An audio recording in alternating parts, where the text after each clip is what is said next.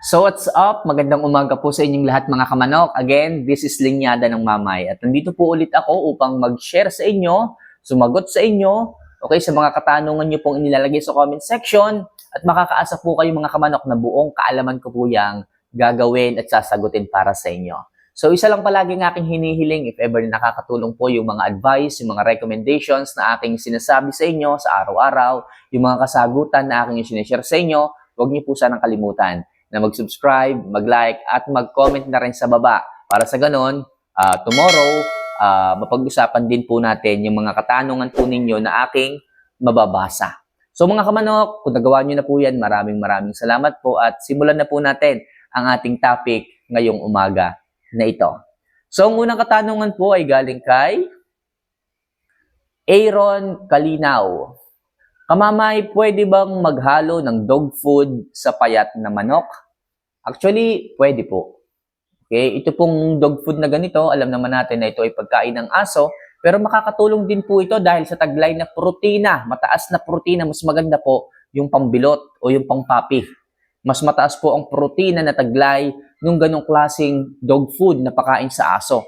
Mas mababa ang bibigyan, what I mean is bilot o tuta ang bibigyan, mas mataas ang protina. Kasi mas nangangailangan po sila ng protina sa kanilang katawan dahil po sa kanilang paglaki.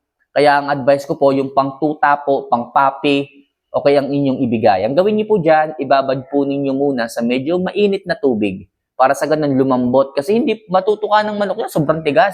Babad niyo muna, pwedeng durugin, ihalo, kahit alin. Pero advice ko po, ibabad nyo na lang po para po kahit medyo malalaki pa ang butil, malambot na po ito kung tutukain. Tapos yung tubig na pinagbabadan, makikita nyo po may mga langis-langis po yon. Makakatulong po yon sa development ng balahibo ng manok. Isabaw nyo po sa inyong mga pagkain na ginagamit. Makakatulong po ito.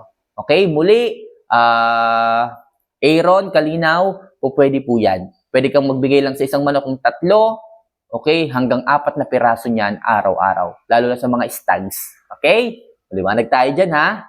So, next question tayo.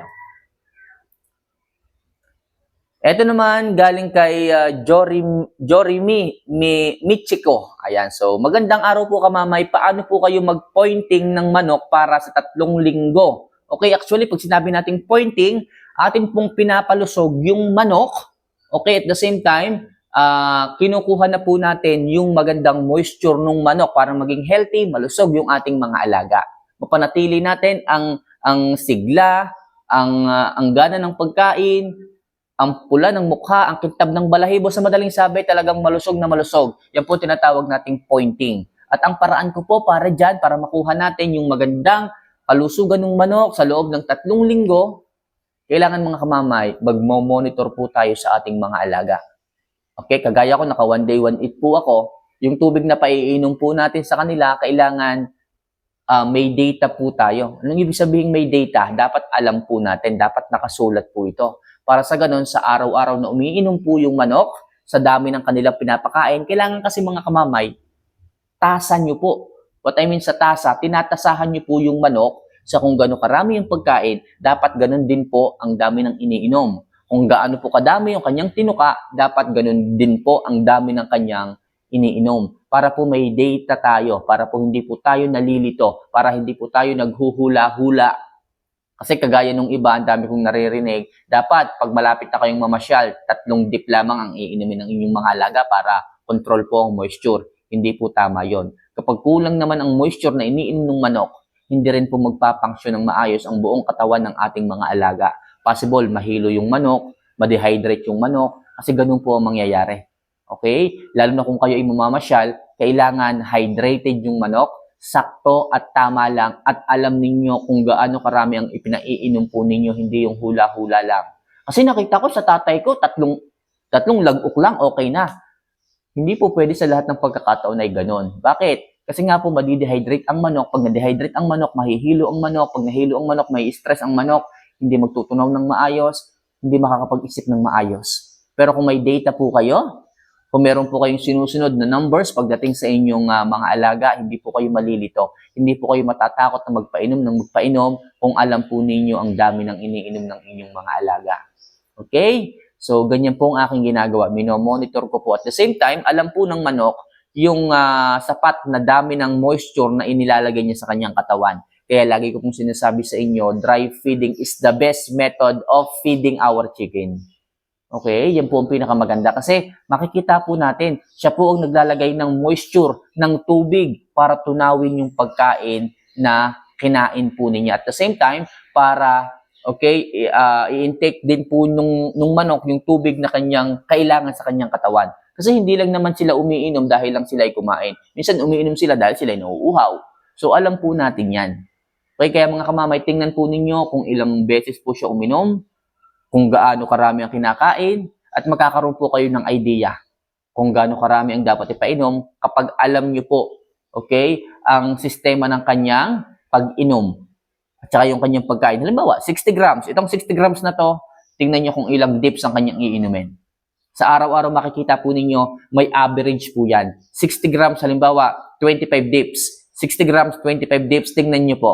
Magbigay kayo araw-araw ng 60 grams, tingnan nyo yung manok, iinom siya ng 25 dips. Kasi alam niya sa sarili niya na ganun karami ang tubig na kailangan niya. So maliwanag po tayo, medyo mahaba-habang usapin yan, pero sana nabigyan kita ng konting idea. So next question po tayo. Okay. So ito po mga kamanok galing kay Anton Martinez. 10 hours ago lang po ito. Magandang gabi po, idol. Yung manok ko po na late maturing, pag dinadala ko po sa ibang lugar, okay, late maturing pa rin, okay? Siguro, ang ibig sabihin nito, okay naman siya pag nasa bakuran niya, kaso pag dinala niya sa ibang lugar, nagiging late maturing. Pero kapag pinipilit mo naman, napipilitan din. Okay? So, mahirap po itong ganito. Lagi ko lang sinasabi sa inyo, inia-advise mga kamanok, kapag ganito po ang attitude ng inyong mga alaga, kung kayo, lalo na kung kayo mamamasyal, mahirap na. So, lagi nyo lang pong i-rotate yung mga manok po ninyo. Rotate, iba-iba po ng tipi ang inyong paglagyan. Halimbawa, ngayong araw, ito nandito sa may tabi ng niyog. Next week, yung manok mo na ganyang late maturing, ilipat mo naman sa tabi ng tangkal. Tapos sa sunod na linggo, doon mo naman ilagay sa tabi ng puno ng santol. Sa ganyang paraan, okay, masasanay siya sa environment na iba-iba yung kanyang nakikita. At ang manok, mga kamanok, yan po ay territorial. Pag na-develop po sa kanya na tipong, iba to ibang lugar to kailangan teritoryo ko to. Kailangan, okay, maging magilas ako dito. Kailangan magpakita ako ng vigor dito. Ganun po ang manok. Natural po yon na kanilang iniisip o nagiging reaksyon kapag sila ay naro-rotate, pag sila ay nasasanay. Pero kung ang isang manok, mga kamanok, doon lang siya matured sa kanyang lugar, sa ilalim ng puno ng santol, ilipat mo yan ng isang beses, makikita mo, nangangarayong yung balahibo tumataas dito sa ulo. Yun po ang sign na hindi po siya nabigyan ng pansin noon ng breeder. Okay? Hindi po siya na-rotate ng maayos at yun po ay masasabi kong fault po ninyo. Natural po sa mga manok yan. Kapag nasanay lang sa isang lugar, nagiging ganun po talaga siya. Kamama inalis ko na nilagay ko na doon sa may tabi ng tangkal pero ganun pa rin Hayaan mo lang. Natural po yan na reaksyon kapag first time po niyang na-move o first time po niyang na-rotate. Pero after 1 week, after 2 weeks, or after 1 month, makikita mo, magsha-shine, magbubulong siya ulit doon. Hanggang sa masanay na siya. Hanggang sa makikita mo, gumaganyan na yan, makikita mo, tumitindig na siya ng matikas, ganun lang ang gawin mo. Hanggang sa masanay yung manok, mapapansin mo, kung saan ang nag-a-adapt yung manok sa kanyang environment. Alright? So maliwanag tayo dyan, Next question. Ito mga kamanok galing kay Maureen Makabingil. Okay lang ba, idol, kahit isabay ang injectable sa Red Gel Forte sa umaga? Okay, Red Gel Forte sa umaga, injectable vitamins, at sa gabi naman Red Gel Forte. Actually mga kamanok, kung kaya nyo pong iiwas nyo po. Kung halimbawa, magbibigay ka ng injectable supplements ngayong umaga, then magbibigay ka mamayang gabi ng oral supplements, maganda iiwas po ninyo. Hanggat maaari ka magbibigay ka ng injectable ngayon, pahinga bukas, okay, sa isang araw ka na magbigay ng Red Gel Forte. Anong dahilan? Mga kamanok, ang injectable supplements, mas nakaka-stress po ito talaga. Kasi gagamit po kayo ng ng proseso na talagang ilalagay niyo po sa bloodstream yung vitamina.